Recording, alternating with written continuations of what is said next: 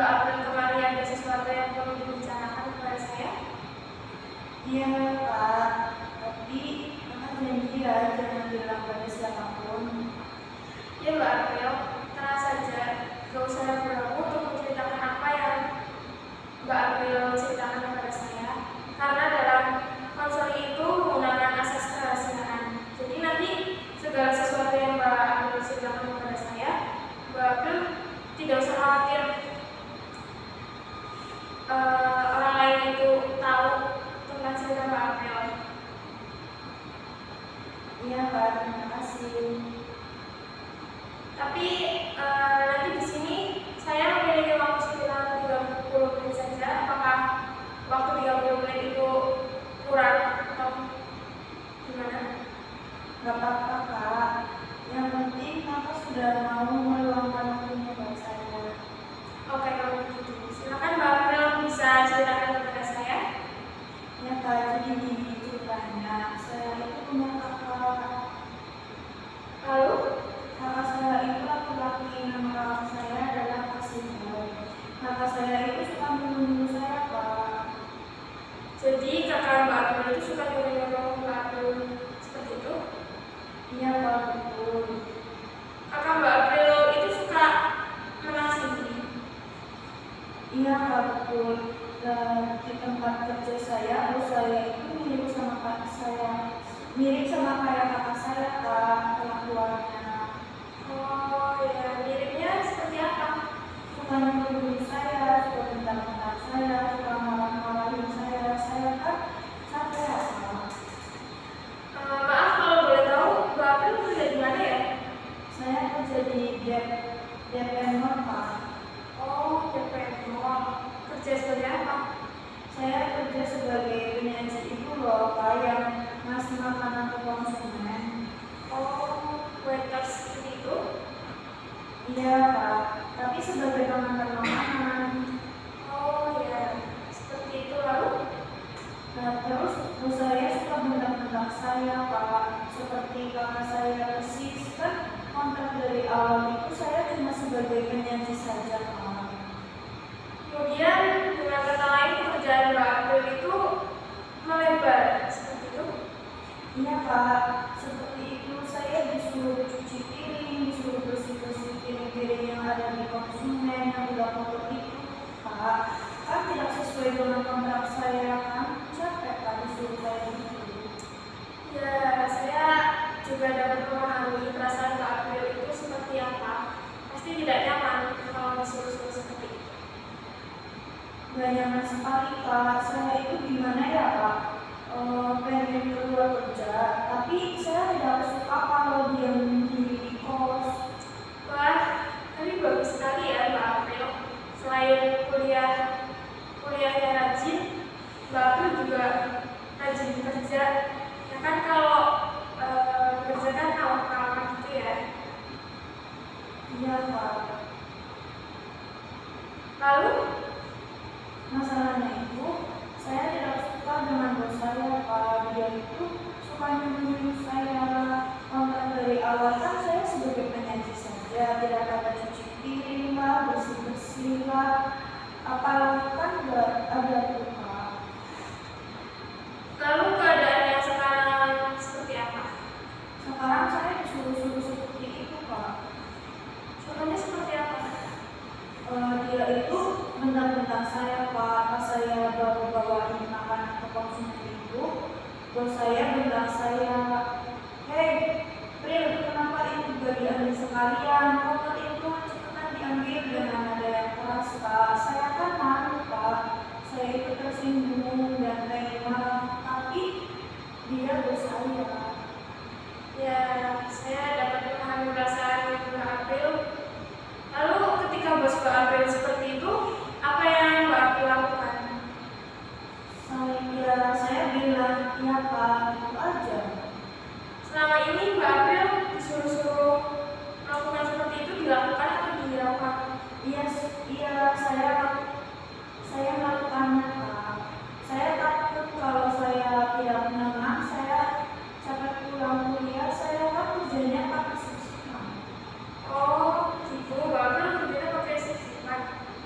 Iya Kak, shift 2 itu jam 2 siang sampai jam 10 malam gitu Kak. Saya kan habis kuliah kerja capek kan Kak.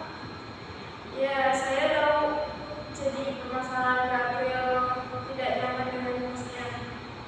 Iya Kak, saya sangat tidak nyaman sekali Kak dengan pekerjaan itu.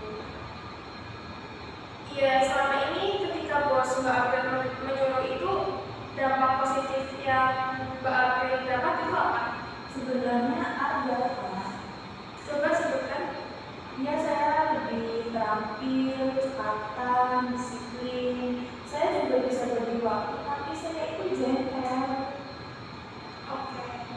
Kemudian dampak negatifnya, coba sebutkan.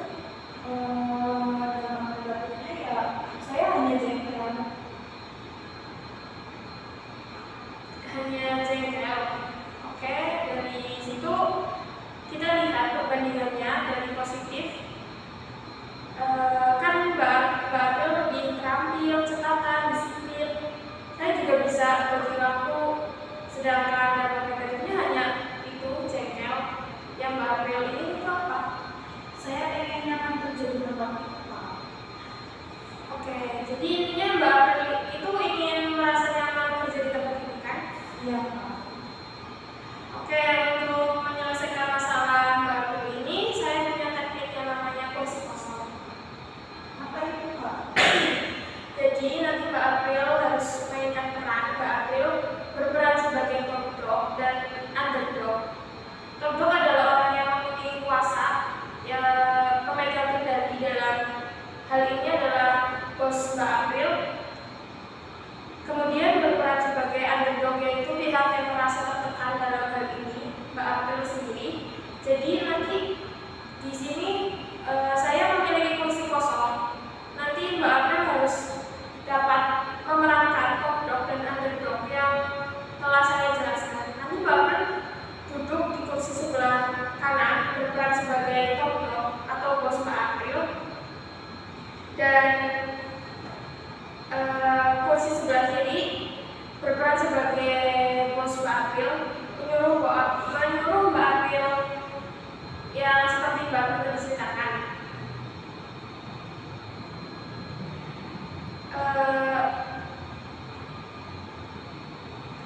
Kursi sebelah kiri untuk berperan sebagai underdog, pihak yang tertekan seperti apa biasanya, lalu berpindah kursi lagi berperan sebagai top dog, kursi sebelah kanan, dan kemudian berpindah lagi ke underdog di kursi sebelah kiri.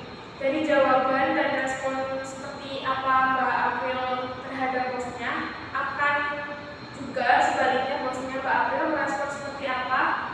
Bagaimana Mbak April untuk mencobanya? Jadi nanti saya duduk di kursi sebelah kanan sebagai bos saya dan duduk di kursi sebelah kiri berperan sebagai saya sendiri. Ya, sampai Mbak April bisa merasa nyaman dengan posisi yang Mbak April jalani sekarang. Begitulah Mbak April penjelasan dari saya tentang apa yang akan Mbak April lakukan di sini. Bagaimana, apakah Mbak April sudah paham? Sedikit banget Kak. Bagaimana kalau Mbak April combanya? Boleh.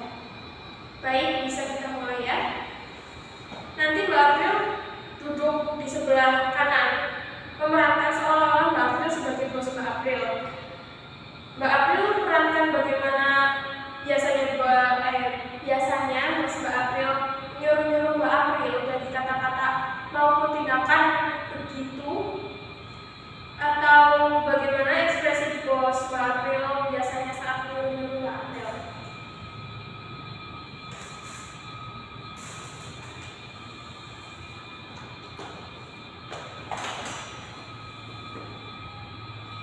Jadi begini Bu Bos, saya tadi pas menyuruh saya, dia kan duduknya sebelah meja kasir Kak, sebelah kasir, kakinya gini Bu, apa sih menyilang kayak sop gitu loh Bos, bisa sok berpuasa gitu. Baik, bisa diterangkan?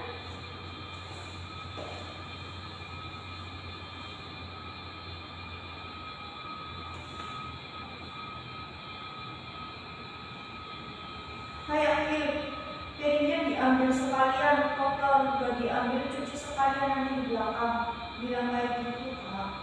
Baik, sekarang Mbak April coba menjawabnya di kursi sebelah kiri.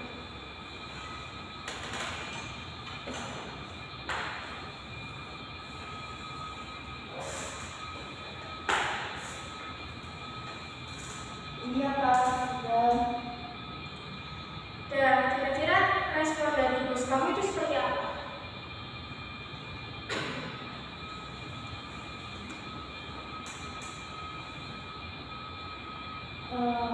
Kamu itu bekerja benar. Ini kan malam minggu banyak pengunjung. Reaksi Mbak April seperti apa? Silakan ada lagi.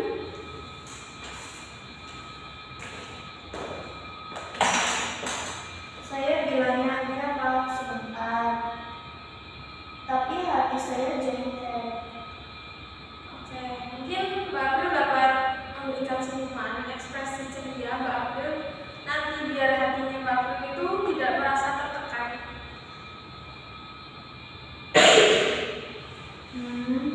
Gitu ya, Kak. Ya, mungkin dicoba kembali respon Mbak April terhadap bosnya kali ini dengan senyuman dan ekspresi ceria Mbak April.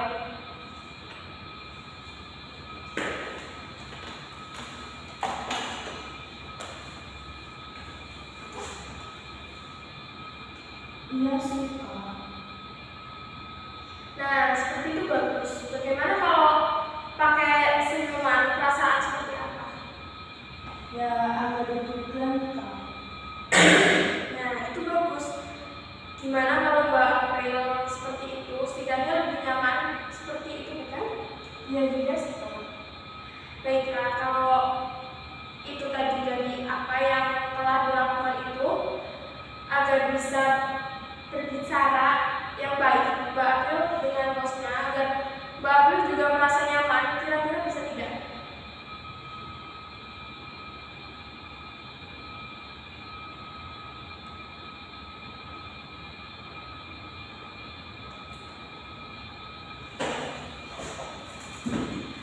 Baiklah, itu tadi apa yang telah dilakukan agar bisa berbicara yang baik Mbak April dengan bosnya, agar Mbak April juga merasa nyaman, kira-kira bisa tidak?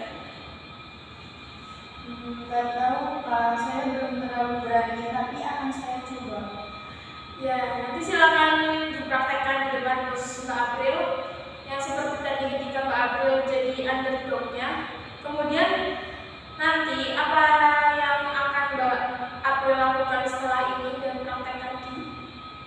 Saya akan mencoba merespon dengan senyuman seperti tadi ketika praktek kursi kosong. Sekarang jam berapa ya, Bu?